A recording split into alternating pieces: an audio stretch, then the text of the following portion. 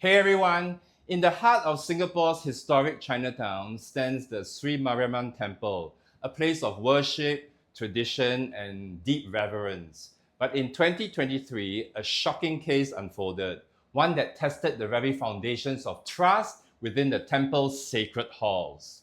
This is the case of Kandasamy and Public Prosecutor, a story of misplaced faith, deception, and the long arm of the law. Our story begins with Mr. Kandasamy, who was hired in 2013 as a priest at the Sri Mariamman Temple. He was tasked with conducting religious ceremonies and maintaining the temple's sacred traditions. Over time, his role expanded, and by 2018, he was promoted to chief priest. This was a prestigious and deeply respected position within the Hindu Endowments Board, and with it came immense responsibility. But with responsibility also came trust. Kandasamy was entrusted with something more than just rituals. He was given the keys and the combination number to the temple safe, a repository of 225 pieces of gold jewelry. These were not just ornaments, they were sacred relics, adorning the temple's deities during prayers, festivals, and important religious ceremonies.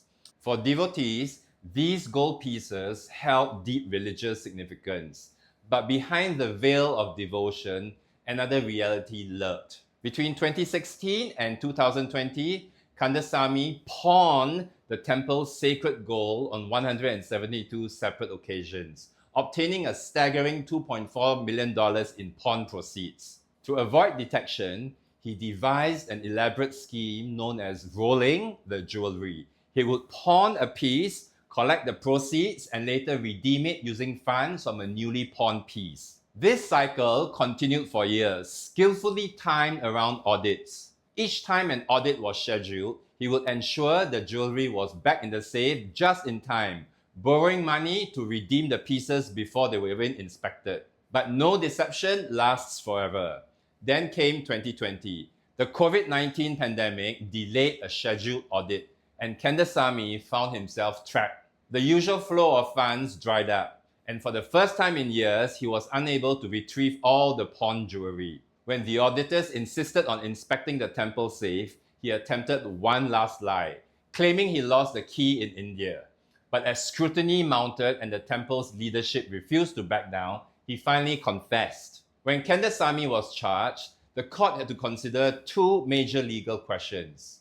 First, was the sentence for criminal breach of trust, i.e. embezzlement under Section 408 of the Penal Code, excessive? Number two, was the sentence for money laundering under the Corruption, Drug Trafficking and Other Serious Crimes Act too harsh? Kandasamy did not deny his actions. However, he argued that because he returned all the gold before any financial loss was suffered by the temple, his sentence should be reduced. The prosecution, on the other hand, argued that the prolonged deception, abuse of trust, and impact on public confidence justified a severe punishment. The case saw a battle of legal arguments, with each side presenting compelling points. Kandasamy's arguments centered on the fact that the pawned gold was fully returned, meaning the temple suffered no loss. He claimed that his personal gain was only $141,000, as most of the pawn proceeds were used to redeem the items. He further argued that his actions were not sophisticated or part of a larger criminal enterprise. He emphasized his genuine remorse, highlighting that he confessed before the police report was filed and borrowed $521,000 from friends to return the jewelry. The prosecution, however, argued that the total misappropriation was $2.3 million, and that figure mattered more than his actual benefit. The prosecution pointed out that the crime was premeditated and deliberate, spanning 4 years. His actions shattered public trust in the temple and the Hindu Endowments Board.